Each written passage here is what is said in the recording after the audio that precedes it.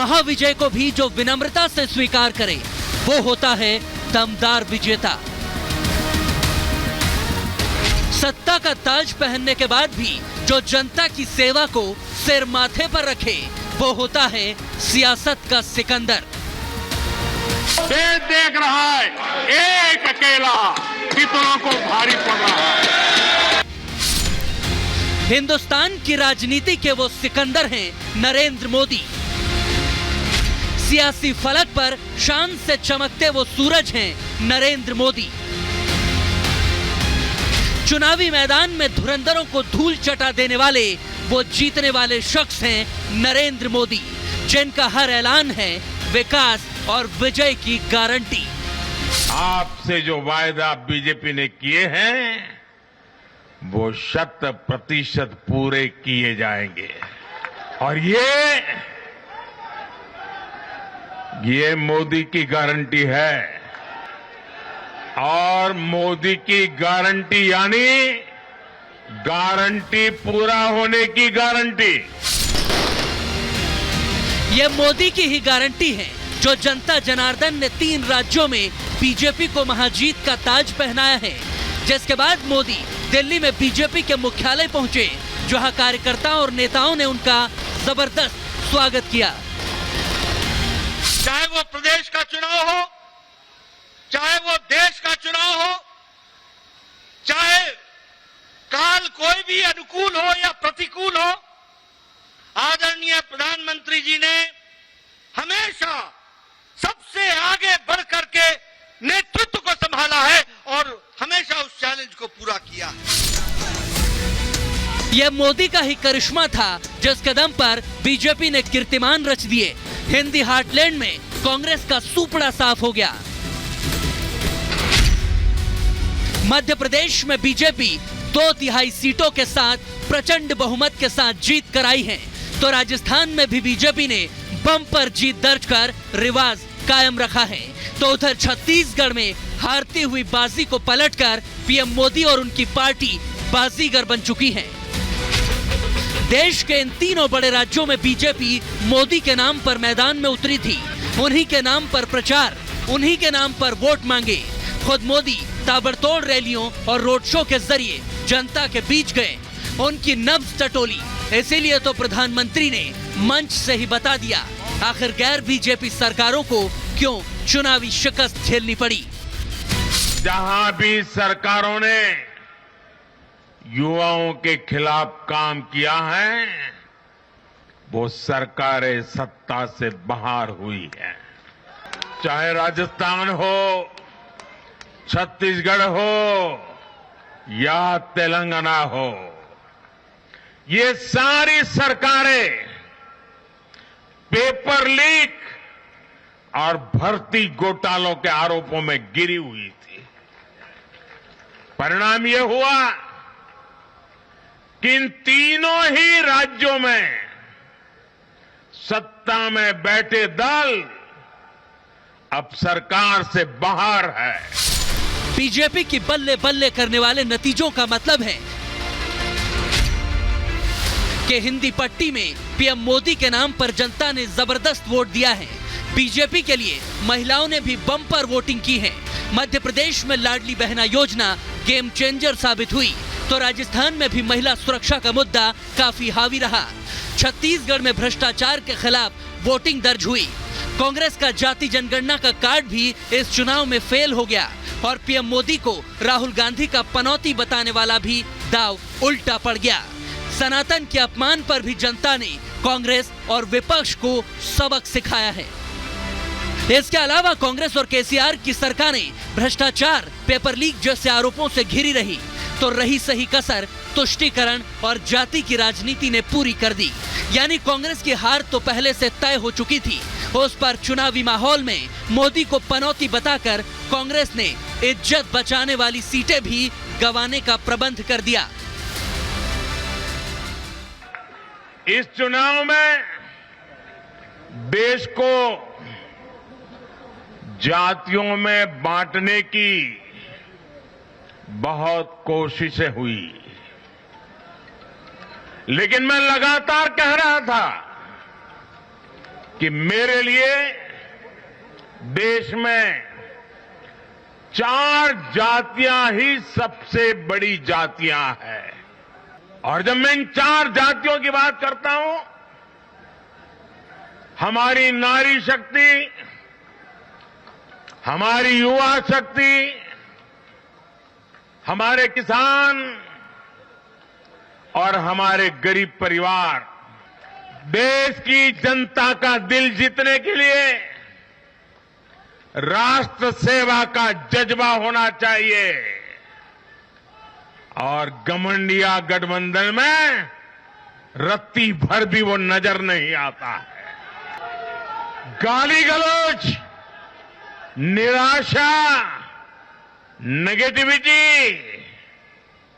एक घमंडिया गठबंधन को मीडिया की हेडलाइन जरूर दे सकती है, लेकिन जनता के दिल में स्थान नहीं दिला सकती। मोदी को गाली देंगे, सनातन का अपमान करेंगे, सेना और संस्थाओं पर सवाल उठाएंगे, फिर वोट मांगने जाएंगे, तो क्या जनता को मालूम नहीं है कि ऐसे नेताओं को आखिर कैसे सबक सिखाना है?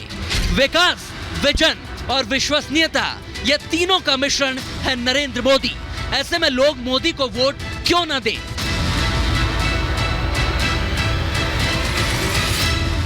मैं मोदी जी के लिए एक बात कहना मांगती हूँ और सारी महिलाएं कहना मांगती, जग घूमिया तारे जैसा ना कोई, जग घूमिया तारे जैसा। मध्य प्रदेश, छत्तीसगढ़ और राजस्थान के अंदर किसने हरवा दिया, ये सबको दिख रहा है, और मोदी है तो मुमकिन है। जो हमारे प्रधानमंत्री जी को पनौती कहता है, उसको हम यहाँ से पनौती बना के रवाना करते हैं। राजस्थान, छत्तीसगढ़, ये मोदी जी का लहर है, और बाकी मध्य प्रदेश में डुबोने वाले दिग्विजय सिंह जी हैं। जो भी विकास कार्य पिछले 18 सालों भारतीय जनता पार्टी ने किए हैं, वो पूरी पब्लिक जनता जाती है, उसका परिणाम सभी के सामने है।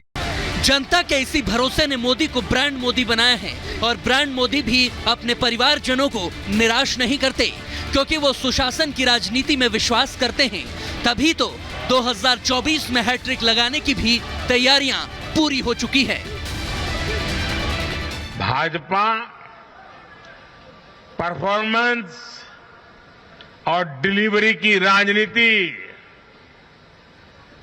देश के सामने हकीकत बन करके लेकर के आई है। भारत का मतदाता जानता है कि स्वार्थ क्या है, जनहित और राष्ट्रहित क्या है। दूध का और पानी का भेद देश जानता है। जब भारत आगे बढ़ता है तो राज्य आगे बढ़ता है, हर परिवार का जीवन बेहतर होता है।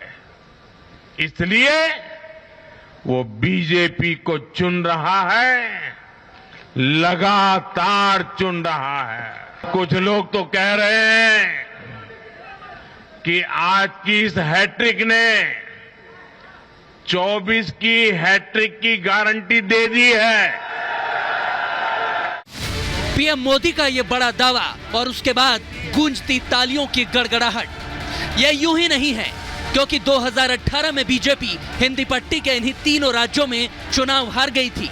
यहां कांग्रेस ने जीत हासिल की थी, लेकिन 2019 में मोदी ने बम्पर 303 लोकसभा सीटें हासिल की और 2014 का लोकसभा में रिकॉर्ड तोड़ दिया था। इस बार तो मध्य प्रदेश, राजस्थान और छत्तीसगढ़ में बीजेपी विधानसभा चुनाव में बम्पर जीत हासिल कर चुकी है। सोचिए इसके बाद नतीजे और क्या होंगे। प्रधानमंत्री श्रीमान नरेंद्र मोदी जी के प्रति अगाध विश्वास और अटल श्रद्धा की ये विजय है। ये विजय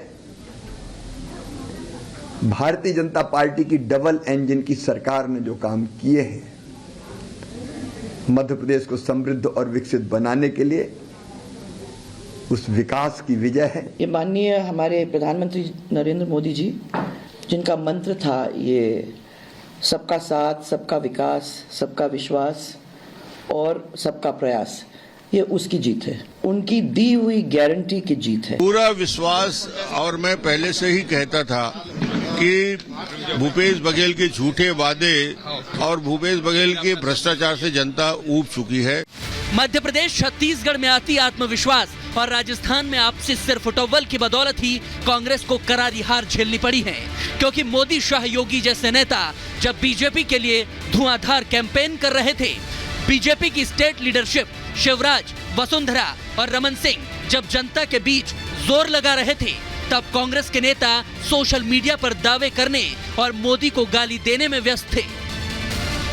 राजनीति के इतने वर्षों में मैं हमेशा भविष्यवाणियों से दूर रहा, लेकिन इस बार चुनाव में मैंने अपना ये नियम भी तोड़ा था। मैंने राजस्थान में मावजी महाराज को प्रणाम करते हुए उन्हीं की धरती पर ये भविष्यवाणी की थी कि राजस्थान में कांग्रेस सरकार लौट करके नहीं आएगी। मैं भविष्यवेत्ता नहीं हूं, लेकिन मेरा राजस्थान के लोगों पर भरोसा था। हमने गुजरात के चुनाव परिणामों में भी ये देखा है, जिस कांग्रेस ने आदिवासी समाज को कभी पूछा तक नहीं, उस आदिवासी समाज ने कांग्रेस का सफाया कर दिया। यही भावना आज हमने एमपी, छत्तीसगढ़ और राजस्थान में भी देखी है। इन राज्यों की आदिवासी अंचल की सीटों पर कांग्रेस का सुपड़ा साफ हो गया है। क्या जनता ने 2023 में ही 2024 का एग्जिट पोल बता दिया है? क्या मोदी के दम पर 2024 में बीजेपी 400 पार कर जाएगी? हम पार्टी को हर प्रदेश में सशक्त करेंगे। आज के परिणाम हम सबके लिए सुखद हैं, लेकिन साथ ही 2024 में जीत का संकेत है। जनता भी चाहती थी कि डबल इंजन की सरकार बने, तो जनता ने मोहर लगाई है डबल इंजन की सरकार पर, मोदी जी पर, और मोदी जी पर विश्वास व्यक्त किया है। 24 में अभी देर है, लेकिन ये जीत की रणभेरी बच चुकी है। हालांकि पीएम मोदी ने बता दिया कि इन तीनों राज्यों में सिर्फ बीजेपी नहीं, बल्कि जनता की जीत हुई है। मोदी जोड़ने वाली राजनीति का दावा करते हैं, तो कांग्रेस जातियों में बांटने का फॉर्मूला लेकर आई, जिसे जनता ने पूरी तरह से नकार दिया।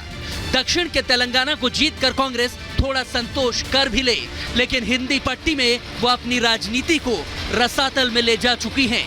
कुछ बचा हो तो जनता की बात कांग्रेस के नेता सुन लें, वरना मोदी से टकराना यानी हार का ठप्पा लगवाना।